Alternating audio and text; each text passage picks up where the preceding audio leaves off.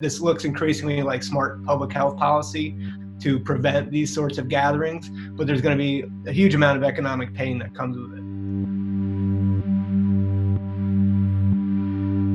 What we're seeing now in an increasing number of states is basically restaurants shutting down for anything but takeout service, and bars essentially being required to close because they are huge gathering places. Whatever you could order in the bar or restaurant or distillery or winery, you can purchase through takeout. And we hope that goes a long way towards alleviating any economic hardship. Early on, and rightfully so, all of the concern was about workers, especially workers without paid leave. And there are a lot of workers in the restaurant, food service, and generally the service industry that don't get paid sick days. But now the concern is also spreading to simply these businesses, and will they be able to stay open? Having to close our dining room for 2 weeks is a pretty scary thing for us. Financially, it's a very nerve-wracking thing to hear. Maybe I have enough money for like rent, but what else am I going to need? Or what happens if I get sick? Or what happens if I run out of food? Shift is going to be cut short, you know what I mean? You know, waiters are going to be out of money that they normally make on a regular Monday night. We are worried about staying open. I mean, a lot of the sit-down restaurants, it's a tragedy what's happening to a lot of people getting laid off, and we're going to try to keep our guys in work and service the community. The early estimates, when it was a handful of states that were doing these closures, I saw it was around 4 million were estimated to be affected workers.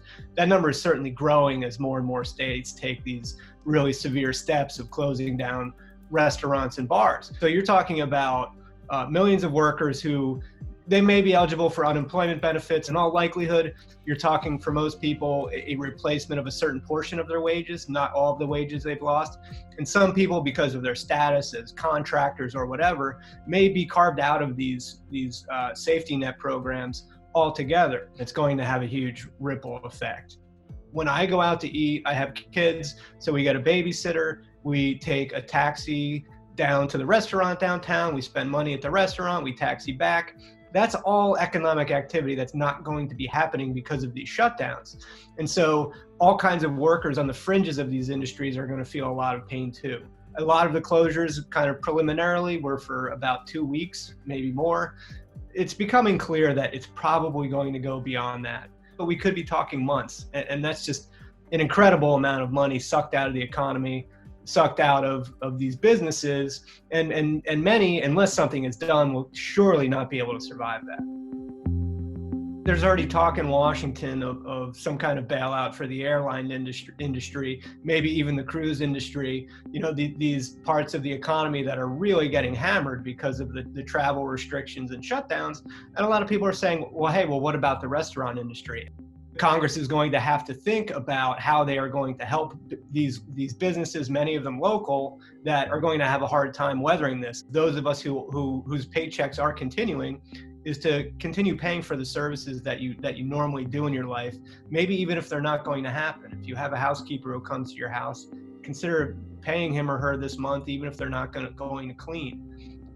Keep your gym membership, even if you can't go to the gym right now. This is all things that can obviously only be done depending upon your means.